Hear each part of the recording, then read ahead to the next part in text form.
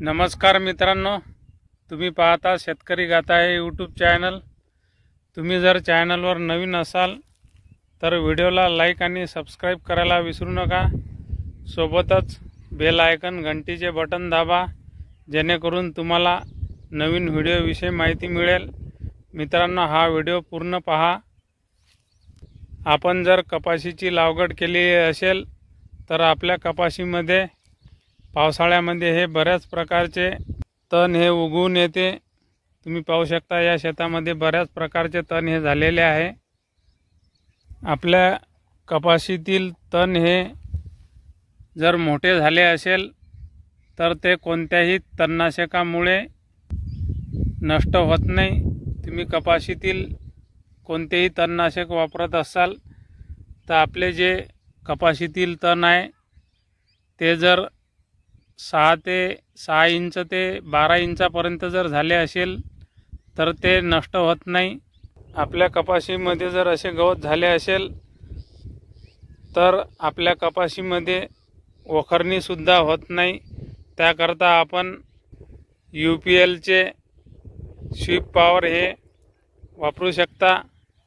UPLचे हे Sweep Power non selective herbicide आहे। याचा वापर तुम्ही कोणत्याही फळबागेत सुद्धा करू शकता।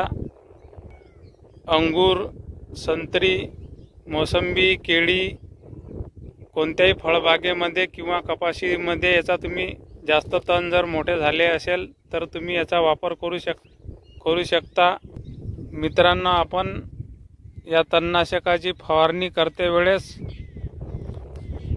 तुमच्या जे कपाशीमध्ये गवत असेल त्या तणावरती तुम्ही हा स्प्रे घेऊ शकता। याचे प्रमाण तुमच्या कपाशीतील तण हे 6 इंचाचे जर असेल तर तुम्ही याचा वापर 15 लिटरच्या पंपासाठी 100 ml वापरू शकता।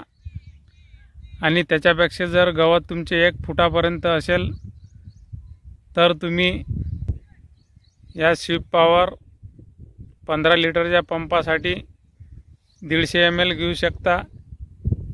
मित्रांनो, आपली कपाशी हे 1.5 ते 2 महिन्याची झाली असेल तर आपण याची फवारणी करा।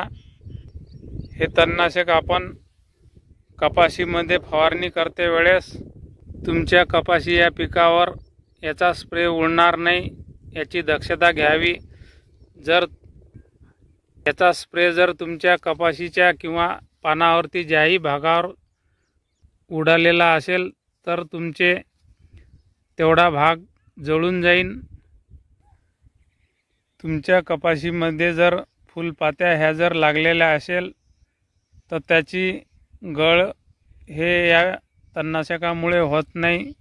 याचा कपाशीवरती या तणनाशकाचा फूल आणि फळावरती जास्त असर होत नाही। मित्रांनो, याच्या फवारणी करते वेळेस तुम्ही पिकावर हे तणनाशक उडू नका देऊ, नाहीतर तुमचे पीक जळेल। आपण या तणनाशकाचा वापर करते वेळेस आपल्या जमिनीमध्ये ओलावा हा असणे आवश्यक आहे।